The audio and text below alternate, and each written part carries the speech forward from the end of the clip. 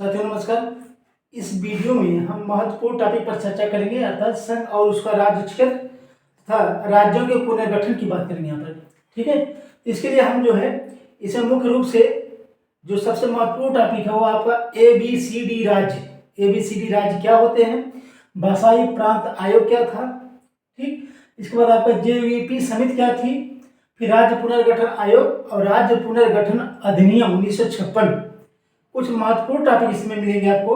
ठीक है, तो इस पर हम चर्चा करेंगे। अभी यहाँ पे ध्यान से देखिएगा, बहुत ही महत्वपूर्ण है। ठीक, हम यहाँ पे भारतीय संविधान के अनुच्छेद 1 से लेकर के 4 तक यानी भाग एक जो कि संघ और उसका राज्य क्षेत्र संबंधित है, अर्थात भारतीय संघ में जो राज्य की सीमाओं में परिवर्तन, राज्य की स्थापना, उसके क्षेत्र में परिवर्तन, इससे संबंधित है भाग 1 अर्थात अनुच्छेद 1 से लेकर के 4 तक। ठीक, अब स्वतंत्रता के पहले की बात आती है।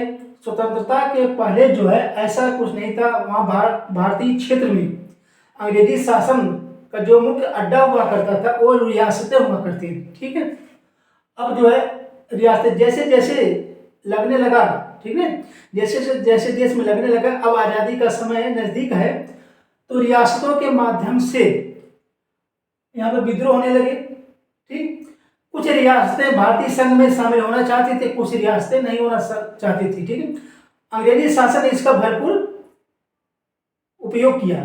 ठीक, कहने का तात्पर्य है कि अंग्रेजों को अब लगने लगा कि अब जो रियासतों को स्वतंत्र कर देना चाहिए। इस परिप्रेक्ष्य में 12 मई 1946 को एक श्वेत पत्र जारी होता है।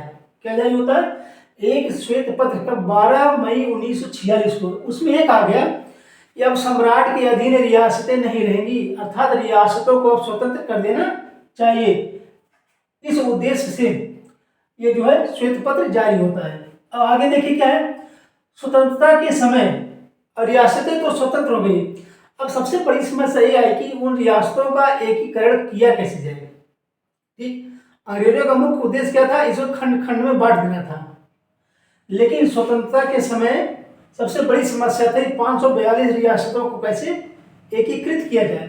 उनमें से 539 रियासतें, 542 में से 539 रियासतें भारतीय संघ में शामिल होना स्वीकार किया, हमने विलय कर लिया। शेष 3 रियासतें हैदराबाद, जूनागढ़, जम्मू कश्मीर, इन्हें शामिल करने में बहुत ही परेशानी हुई। ठीक है, तो आइए सबसे पहले हम यहाँ से भी प्रश्न पूछा जाता है, जहाँ जहाँ हम इसको सर्किल करेंगे वो बहुत इंपॉर्टेंट रहेंगे। जूनागढ़ रियासत, 3 रियासतों में एक जूनागढ़ रियासत भी थी। ठीक, हुआ क्या, इसका विलय कैसे हुआ? जनमत संग्रह से। जब वहाँ का शासक पाकिस्तान भाग गया तो वहाँ पे जनमत संग्रह के माध्यम से उसको भारत में मिला लिया गया। तो किसको? जूनागढ़ रियासत को। अब दूसरी आती है हैदराबाद रियासत। ये भी पूछा जाता है पुलिस कार्रवाई से। कभी कभी परीक्षा पूछा जाता है कि किस रियासत का विलय पुलिस कार्रवाई से हुआ, तो ये जो हैदराबाद। तीसरी जो प्रमुख रियासत है, ठीक है, ये जो आपका जम्मू कश्मीर, पाकिस्तानी कबायलियों ने जब इस पर आक्रमण किया, हमला किया, तो विलय पत्र पर हस्ताक्षर के माध्यम से इसको मिला लिया गया। अब ये भी पूछा जाता है कि विलय पत्र पर हस्ताक्षर के माध्यम से किसको मिलाया गया, तो आप जो जम्मू कश्मीर कहेंगे। विलय पत्र के माध्यम से, पुलिस कार्रवाई के माध्यम से हैदराबाद, जनमत संग्रह से जूनागढ़। तीनों बहुत ही इंपॉर्टेंट है, याद करिएगा इसको, ये जो थी। ठीक, अब रियासत एकीकरण के बाद 4 प्रकार के राज्य बने। कौन कौन राज्य? 4 प्रकार के। राज्य ए, राज्य बी, राज्य सी और राज्य डी। अब राज्य एकीकरण किसका हुआ था? रियासतों का। उनको कैसे बरकरार रखा जाए, संभाला कैसे जाए? 4 प्रकार की 4 श्रेणी में रियासतें बनी। ए श्रेणी की रियासत जो थी उनमें 216 रियासतें। ए श्रेणी के राज्य में 216 रियासतें आई।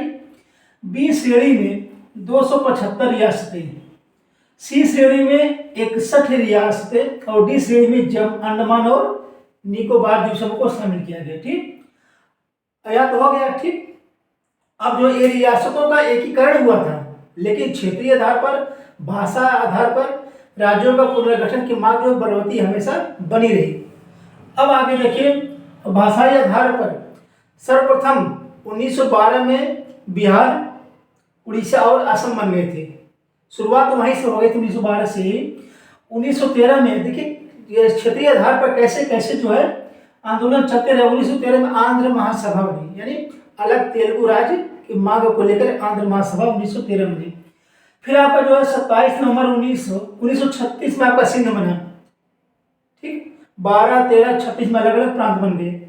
अब 27 नवंबर को 1947 को भाषा के आधार पर पुनर्गठन की मांग को कांग्रेस ने मानी। उसमें कांग्रेस की सरकार थी, उन्होंने भाषा के आधार पर राज्यों के पुनर्गठन की मांग को मान लिया। यही जो है समस्या बन गई, यही मांग जो है समस्या बन गई। हुआ क्या है, जब समस्या बन गई, इस समस्या के समाधान के लिए सबसे प्रथम भाषाई प्रांत आयोग आता है। भाषाई प्रांत आयोग यश के दर की अध्यक्षता में, इसमें 4 सदस्य थे, इंपॉर्टेंट है। इस आयोग ने 10 दिसंबर 1948 को, यहाँ ध्यान दीजिएगा कि कुछ प्रमुख तारीखें भी इसमें आएंगी, वो याद करना पड़ेगा आपको। 10 दिसंबर 1948 को 56 पृष्ठ की एक रिपोर्ट पेश किया जाता है भाषाई प्रांत आयोग के द्वारा। इसमें रिपोर्ट में क्या कहा गया, इस रिपोर्ट में यह कहा गया कि भाषा के आधार पर राज्यों की स्थापना गलत है, उचित नहीं है। ठीक, अब हुआ क्या, जैसे इस आयोग की रिपोर्ट सार्वजनिक होती है, विद्रोह जगह जगह पर होने लगते हैं।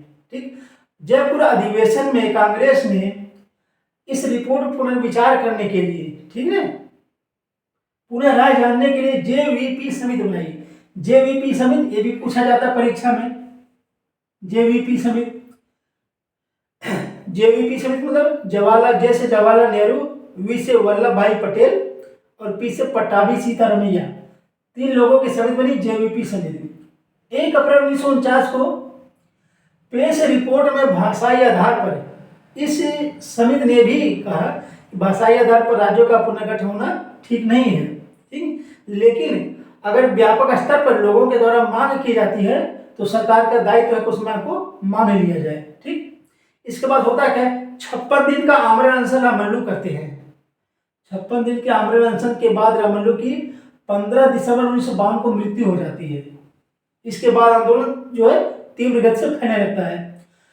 फिर जब से इनकी 15 दिसंबर को मृत्यु होती है रामल्लू की 52 में, ठीक उसके 4 दिन बाद 19 दिसंबर 1952 को आंध्र प्रदेश राज्य के गठन की घोषणा जवाहरलाल नेहरू के द्वारा कर दी जाती है। कब घोषणा की जाती है, 19 दिसंबर 1952 को। ठीक, और 1 अक्टूबर, यह तिथि आपको याद करनी पड़ेगी, 1 अक्टूबर 1953 को आंध्र प्रदेश राज्य बना।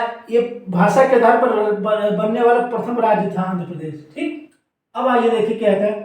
अब भाषा के आधार पर आंध्र प्रदेश तो बन गया, अब और भी राज्य थे, जैसे उड़ीसा था आपका, इधर दक्षिण में कन्नड़।